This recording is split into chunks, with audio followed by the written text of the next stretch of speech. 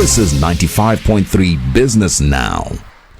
Ghana, the West Africa's third largest economy, posted a 4.7% GDP growth in the first 3 months of 2024, led by a strong 6.8% jump in the size of the country's industrial sector. Now, according to data released by the Ghana Statistical Service in the week, GDP growth was up 4.7% year on year in the first quarter of 2024 compared to the same period a year ago, and by 1.2% when compared to the fourth quarter of last year. Let's go to Ghana now, where John Gachi, a professor of finance and the dean at the University of Cape Coast Business School, is standing by for this conversation.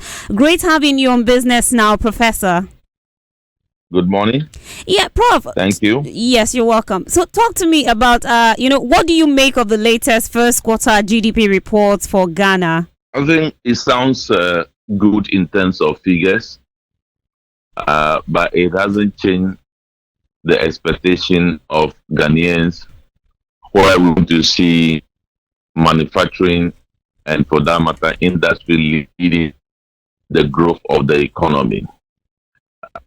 We have seen services sector leading the growth again, followed by industry and agriculture, which is largely the economy of Ghana, is lagging behind, is not performing, and that is reflected in all manner of importation into the region. So we are concerned that we are happy, first of all, for the growth numbers, but this aggregation of the growth numbers shows that Ghanaian economy still have peculiar challenges that we need to face if we are to achieve inclusive growth and growth that is produces a job for the country. So that is the concern. You see, the industry sector in Ghana, for example, is calibrated such a way that the extractive sector is part of the industry sector. So oil and gas is part of industry sector. Mining is part of industry sector. So if you take the extractive sector out of industry, it means that industry is growing at a negative rate, and which is a concern for all of us.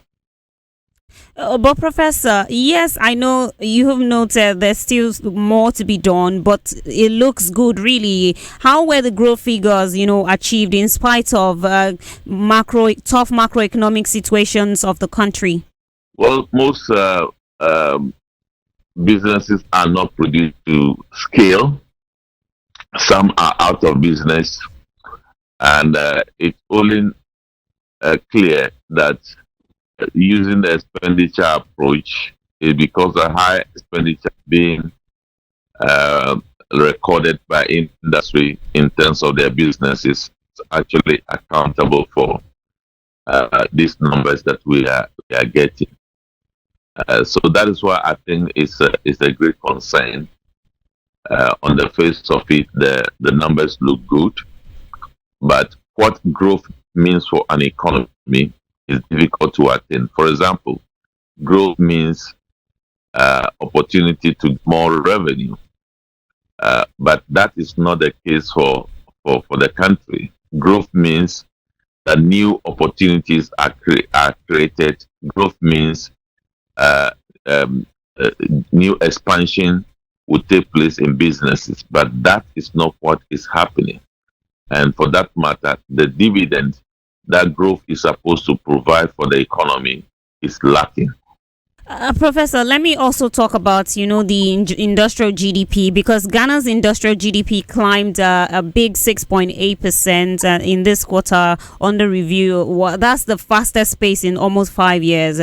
Talk to me about how this was achieved in spite of high interest and exchange rate regime. Yeah, I've explained partly already, and I just want to emphasize that those numbers are good. But those of us in Ghana analyzing disaggregated data, we think that it is not responding to the common interest of the economy. The common interest of the economy is to see all the sector growing in such a way that they can all create jobs, they can all contribute positively to the economy.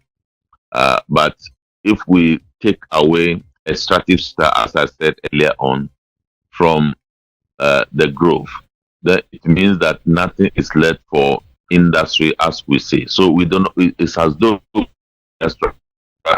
that is a concern. In fact, if you get further, you take extractive sector, and then you come to forestry and logging. Forestry and logging, for example, grew by a negative percentage. So, which means that we have a serious problem of our growth. Our growth is not productive.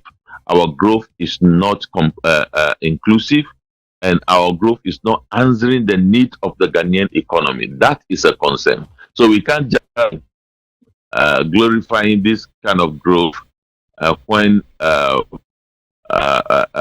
need of the economy is not matched with the level of the growth. Of course, one importance of growth is to stem down your debt to GDP ratio to look somehow good. But again, you will need to pay the sum of money that you have borrowed. And then GDP should be able to produce more resources in terms of revenue to be able to do that. But that is not what we're seeing. Coming to part of what you just noted now, talk to me about, what is your outlook on Ghana's economic performance for the rest of 2024, even as the country seems to have secured a measure of debt rescheduling with both local and international creditors? Well, I think it's a good development that we have secured the international debt rescheduling or the debt agreement. Yeah.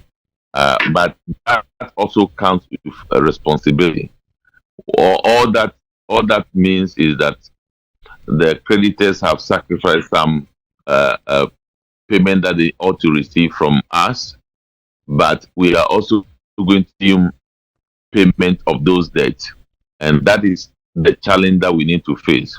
In the domestic front, we have had that agreement signed, but the repayment of to the bondholders is a challenge, as we observe in the country.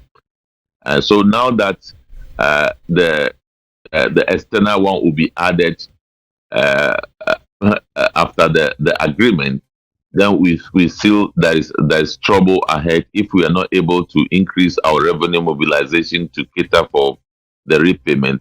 That will be some trouble for the economy going forward. But overall, it's a good development that we have crossed that hurdle by signing agreement with external creditors. Then it's also a good development that the growth numbers are upscaling, but the disaggregated data is what is important for the economy. All right. You can have a growth rate lower than that, but it's responding to the need of revenue generation, it's responding to the need of expansion, creation of new opportunities for the economy.